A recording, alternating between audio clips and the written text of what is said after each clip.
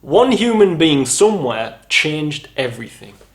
And that was indeed the Masonic origin of their religion. Because no longer, upon the invention of walls, simply walls, no longer did the primate mind reign supreme. Because once you have the intelligence to build walls, the primate mind rules outside of your walls in the laws of nature, the laws of the jungle. But inside your walls, where the primate mind can't get in, because you have intelligently built something that they can't enter, you have a safe space to invent, develop, and grow. And this is exactly why I see in our modern society that people are absolutely clueless as to how it works. Beta males are necessary in nature because a vulnerable human male is definitely the one who's going to invent the weapon to make him feel less vulnerable. A weaker human male who feels very nervous at night time, sleeping out in the forest, whereas the bigger one doesn't because he's never lost a fight, but the little one's lost all the fights he's ever had, is going to think hard to find a solution for that. And that solution was walls. And once inside those walls, that became the supreme being among the forest-dwelling humans. Because the alpha male, who is big and strong, can come and pound on the walls all he wants. If it's built well, he can't get in. And then you can just come over the top and shoot him with whatever weapon you've created, bow and arrow, spear, etc. Now, I discovered this definitely is the case in Tanzania, living with the Maasai, because they are the warriors of East Africa. They would just fight and kill everybody and steal their cows. It was their nature, their religion stated they should fight, kill and steal every cow because they all belonged to the Maasai. And they tortured tribes in Tanzania like the Chaga, etc. But what happens in history, if you look, they very rarely engaged tribes who had invented the bow and arrow because they weren't using them. And they knew in engaging tribes with bow and arrows, they were in trouble. They were going to die most of the time because they couldn't get close enough to fight them. Didn't mean the smaller tribe was stronger, didn't mean they were more war hungry. It simply meant that the technology invented by the beauty that is the intellect inside the human mind made them the alpha tribe in that particular setting. So which wolf will you feed?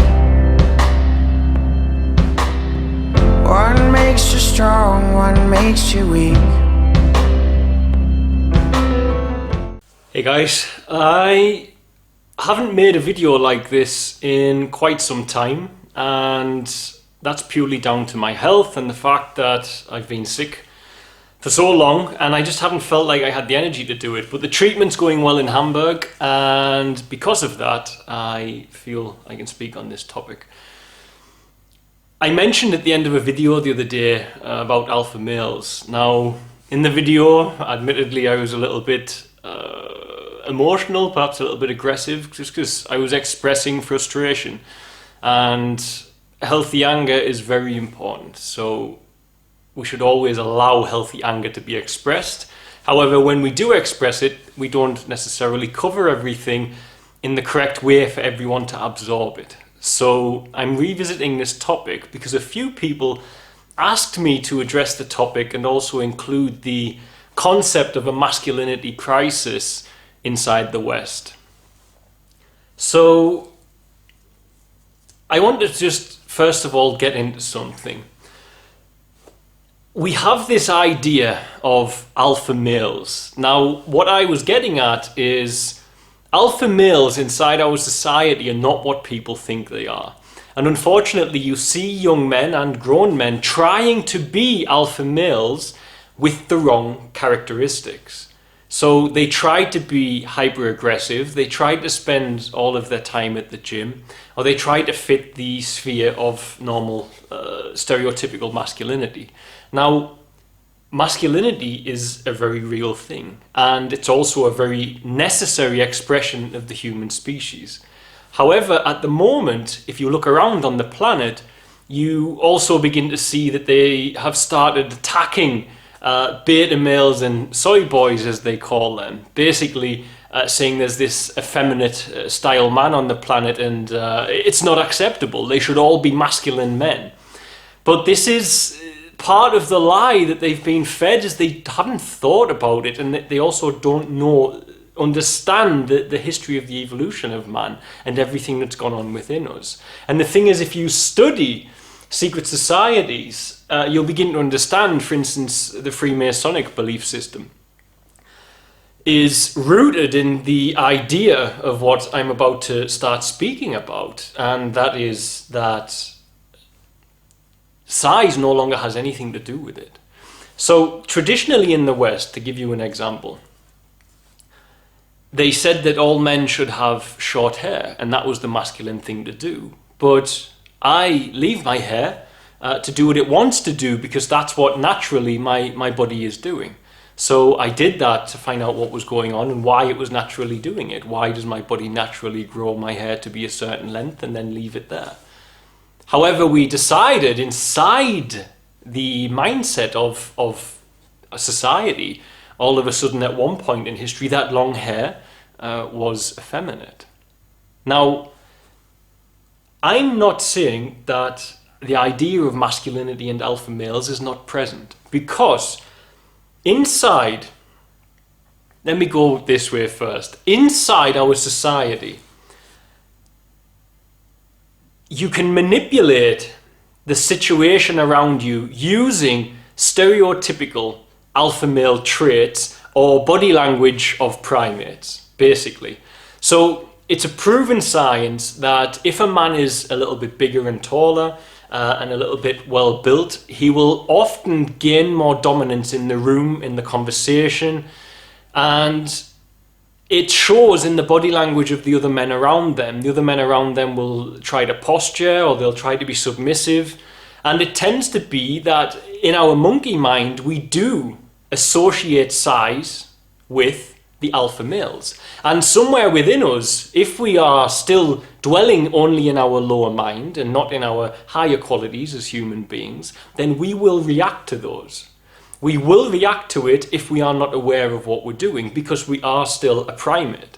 So when a larger man walks in the room filled with confidence and he owns the room with confidence, or likewise if a woman comes in as an alpha female and owns the room with confidence. I'm speaking on the male perspective, but it goes for both ways. I'm just speaking from my own sex here. If they come into the room and own it, then we are falling for body language, not necessarily words, etc. We're falling for imagery, body language. We're falling for monkey mind. Primate mind within us says, hey, that's a bigger male, or that's a stronger female. They've got a stronger presence. Their confidence is higher.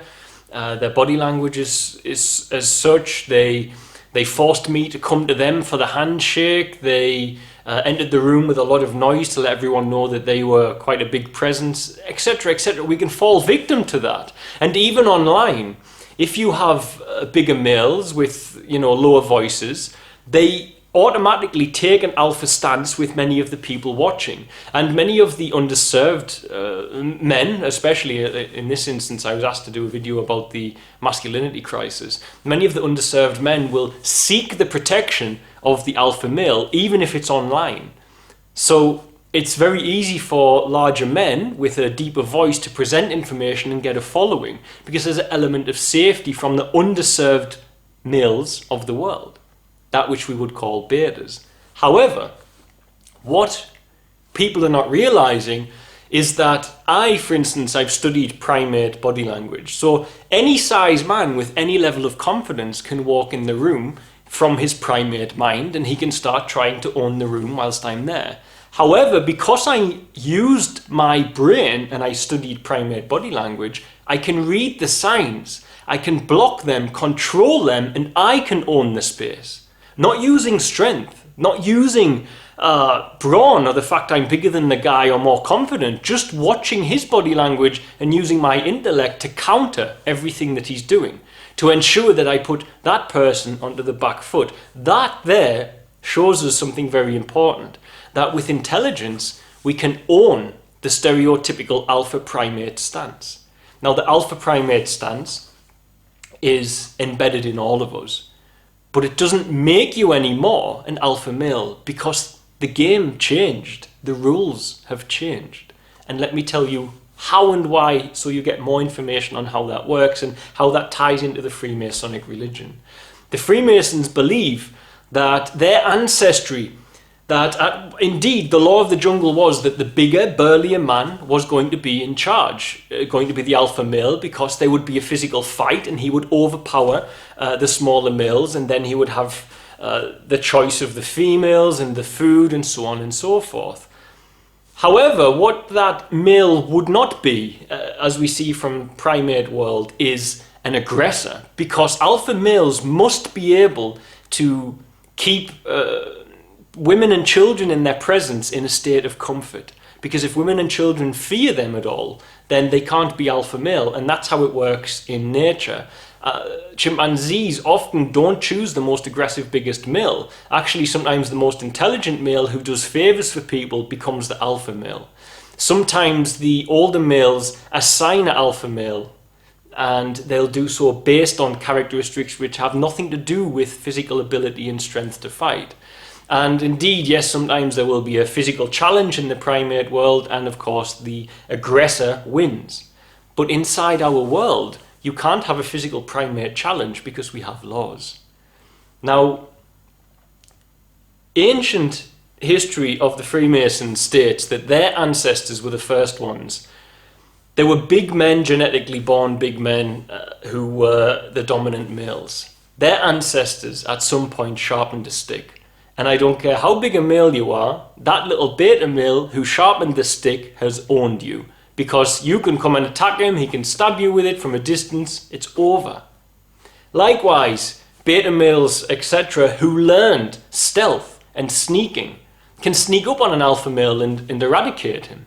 Likewise, beta males, or any person who invented a bow and arrow, is a much stronger competitor than a one-on-one fist fight with an alpha male. Chances are the bow and arrow is going to win, because they're going to be able to injure the person before hand-to-hand combat, and their size even comes in. Why? Because the intellect is reigning supreme inside humanity. And this is where the game has changed. You can live by your monkey mind, and you can be an alpha in the monkey mind sphere, which means you have to get big at the gym and everything. Now, there's nothing wrong with going to the gym and getting big. I used to go to the gym a lot, and even this year, whilst I've been sick, I've been very sick for a year. I spent most of the year in bed fighting babesia. I've lost a lot of muscle mass through forced fasting or starvation, where my body couldn't eat, and deconditioning because I'm in bed a lot. And as my body was getting smaller, I found myself feeling a need to counteract that, and it was my primate brain. So my primate brain was feeling threatened, because I was thinking, well, my size is reducing. This I associate with my masculinity, and I noticed I started to have behavioral adaptations from my primate mind to counter this problem, that I was sick and that I was weak. But I found my strength through my vulnerability, because I found my strength through community, which is the true traits. I'm not saying I am one, but it's the true traits of the alpha males in the primate world, is they find community at the number one. They don't find aggression at the number one. They don't find a lack of compassion at the number one. It's the polar opposite of that. The most compassionate, the best leaders are the most compassionate leaders. Believe me, I've spent time one-on-one, staring eye to eye a few meters away from Uganda's largest silverback male gorilla. And all of the guides and trackers who were with me at the time when I saw him on the walk away, they told us how he is the biggest male gorilla and he is the aggressor. By far, he will go and attack other male gorillas all the time. However, he's also extremely compassionate with the children and with the women, more so even than the other leaders in the area, the smaller silverbacks. So this huge colossal powerhouse of a primate is loving and gentle unless he's called to fight. Now, we need to start looking at the definition of masculinity on two levels then, because you've got primate brain masculinity, which is fine. You can own a room using those skills, and they are very real and you should know about them. If you're not well built and you don't have a prominent jaw and lots of muscles, use your brain and educate yourself on body language. And before long, when big males walk into the room and try to own it, you'll be able to counter it immediately and control them if you so wish. Because intellect rules, intellect reigns supreme. So you've got this primate mind masculinity. But then what's this other side, the true alpha males of the planet? Well, the truth is that if you look around you, as I said, at the idea of invention, we've come to this point almost where the concept of alpha and beta male doesn't really exist. For instance, I might meet someone one-on-one in a dark alley who's 4 times my size and trained in MMA fighting. In that situation, obviously, I am the subservient male. However, you bring that same male to my home, my space, what I've owned, what I have protected, where I have my community. And inside my community, I have Maasai warriors. And the Maasai warriors will fight to defend me regardless, because they are friends and family now. Bearing in mind the Maasai chief's son is named after me. So they would fight to the death to defend me. I know they would.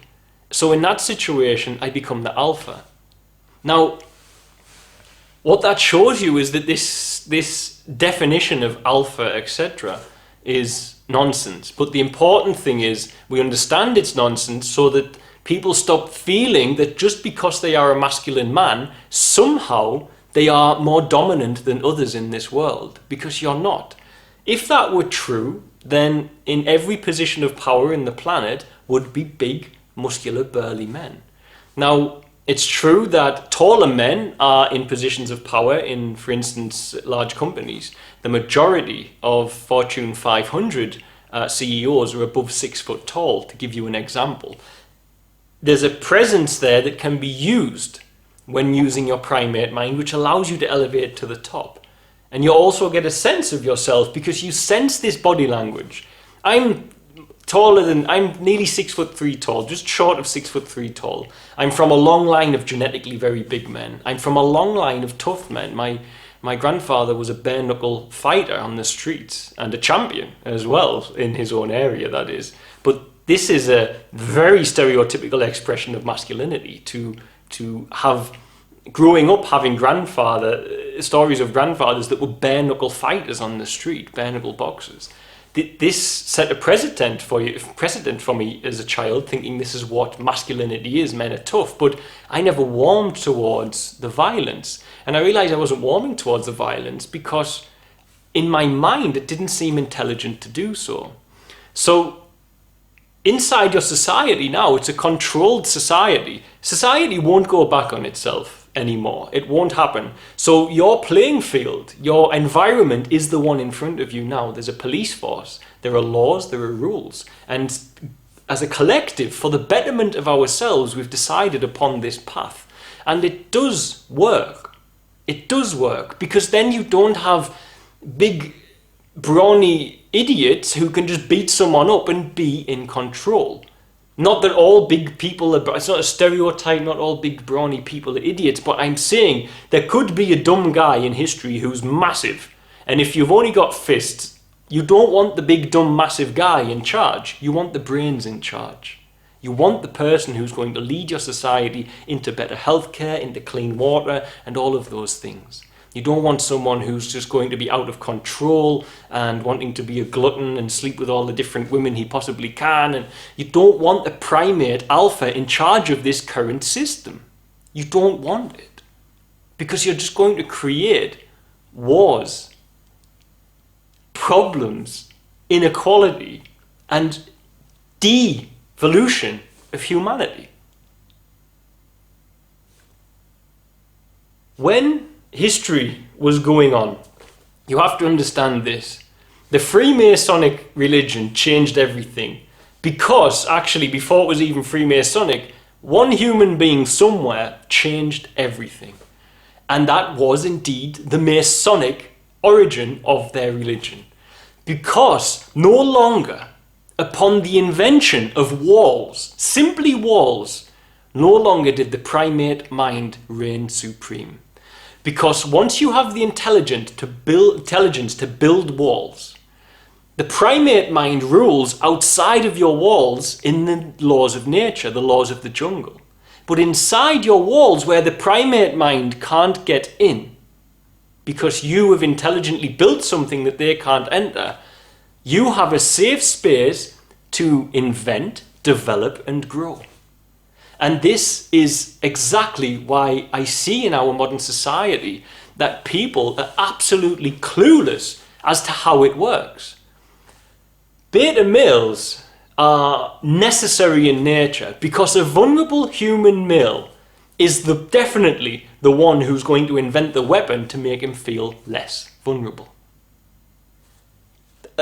A weaker human male who feels very nervous at night time, sleeping out in the forest, whereas the bigger one doesn't because he's never lost a fight, but the little one's lost all the fights he's ever had, is going to think hard to find a solution for that. And that solution was walls. And once inside those walls, that became the supreme being among the forest-dwelling humans. Because the alpha male, who is big and strong, can come and pound on the walls all he wants. If it's built well, he can't get in.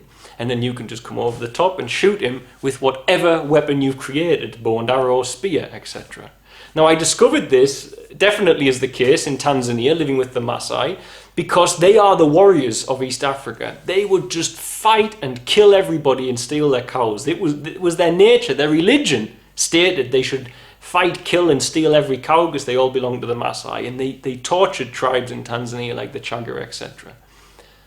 But what happens in history, if you look, they very rarely engaged tribes who had invented the bow and arrow because they weren't using them. And they knew in engaging tribes with bow and arrows, they were in trouble. They were going to die most of the time because they couldn't get close enough to fight them.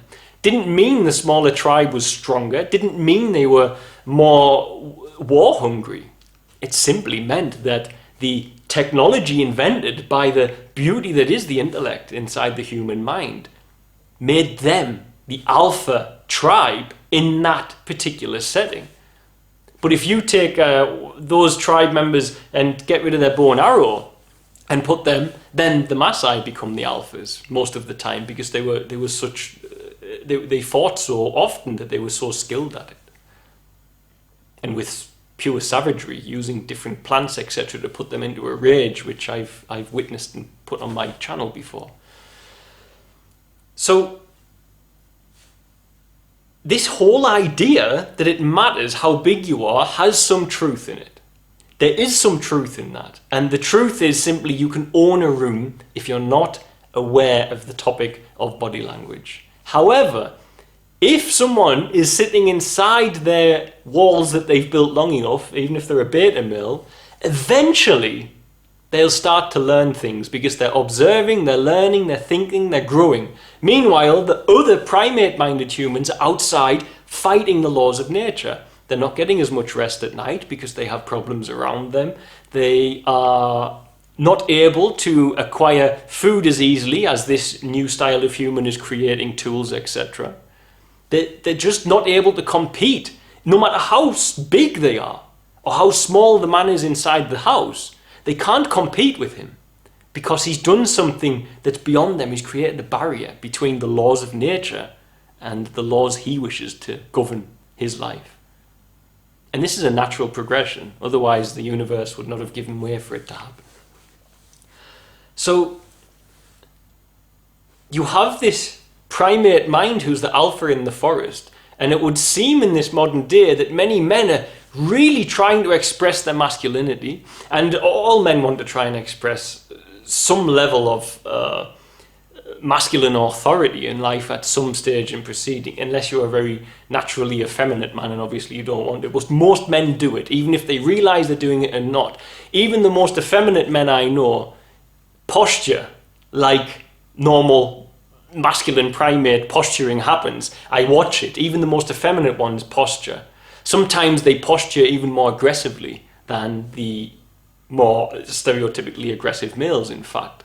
So there's this huge problem that we're facing because people want to express their masculinity, but they haven't realized that the truest and purest and strongest form of masculinity was always invention and discipline. It has nothing to do with size anymore. It used to be. It used to be before that first human built walls. It was. But after that, the game changed. But the elitists don't want you to understand that. They'd rather you express your masculinity in that way.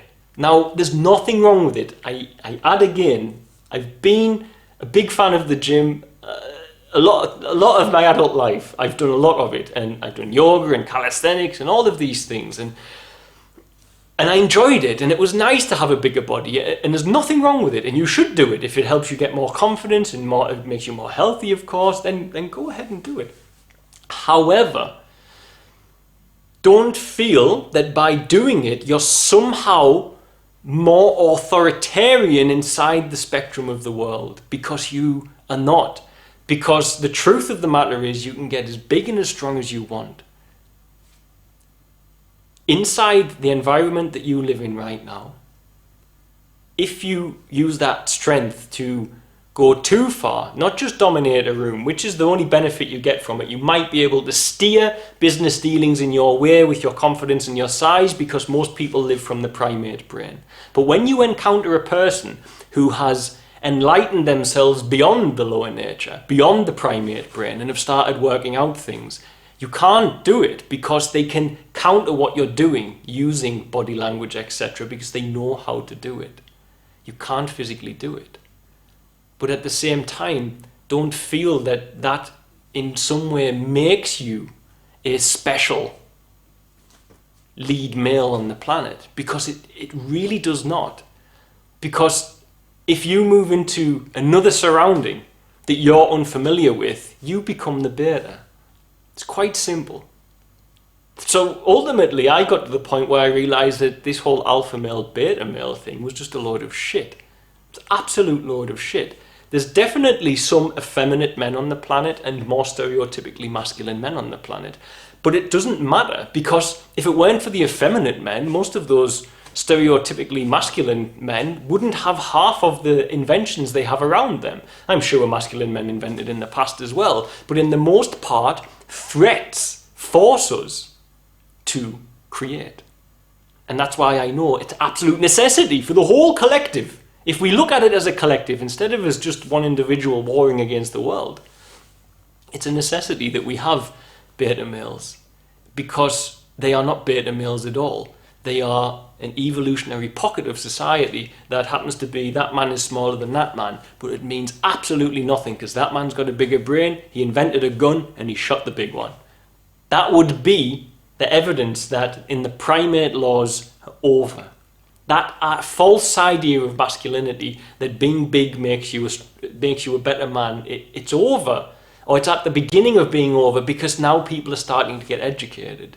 Now, if people refuse to come out of the primate mind, then of course they can dominate. And I see it online. You see a lot of people who are underserved, and they latch on to people who have a very aggressive demeanor and stuff online. And this is not alpha in the least, but they see it as, because they've been programmed to think that's what a strong man is. He's someone who has no emotions, and he's someone who's super strong. But in nature, that's bullshit. Our closest relative, the bonobo, the females tend to be the alpha.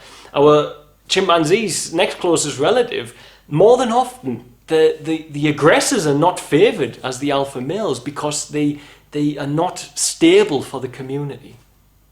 And thus you need someone who is strong and peaceful and loving, and that is where you find your true alpha.